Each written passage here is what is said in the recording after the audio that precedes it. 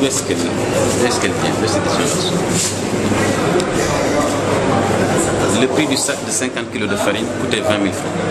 Nous l'avons homologué maintenant à 18 000 francs. Autrement dit, si vous avez un boulanger qui utilise 10 sacs de 50 kg par jour pour fabriquer 2500 pains, il va faire une économie de 20 000 francs par jour.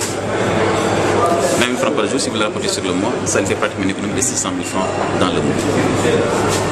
Nous avons dit au niveau du gouvernement que cette baisse de la farine doit se répercuter sur la baisse du prix du pain. C'est la raison pour laquelle la structure du pain, les autres postes de charge n'ont pas changé.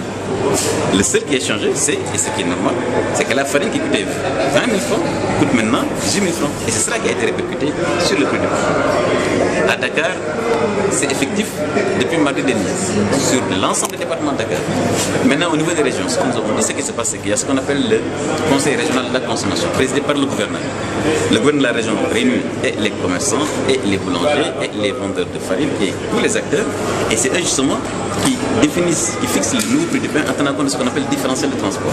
Parce que quand on transporte la farine de Dakar à Thiès, de Dakar à Saint-Louis, il y a un différentiel. Comme ça se fait partout. Et une fois qu'ils définissent donc ce différentiel-là, naturellement les prix sont homologués. Et moi, je suis un arrêté qui va concerner donc les prix dans toutes les régions. Au jour où je vous parle, il y a au moins 4 régions qui ont déjà fait le Conseil régional de la consommation, comme Kolda, comme Tambacounda, comme beaucoup de régions qui ont déjà fait le Conseil régional de la consommation. Donc, ça se fait très bien. Et c'est pour moi l'occasion d'ailleurs de féliciter les boulangers.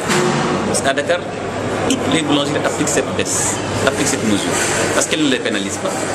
Parce qu'un intrant, quand il baisse, le produit final doit baisser.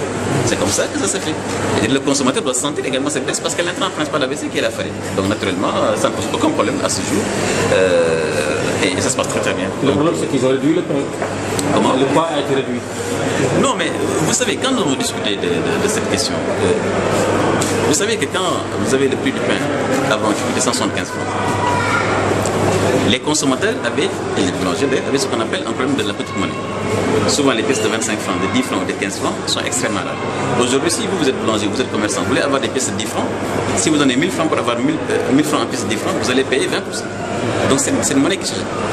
Alors, si on ne l'avait pas homologué avec des prix multiples de 25 francs, de 50 francs, le consommateur qui dans la réalité avec le prix de 175 francs perdait 5 à 10 francs à chaque opération. Parce que vous savez que le Sénégalais achète le pain pour découper.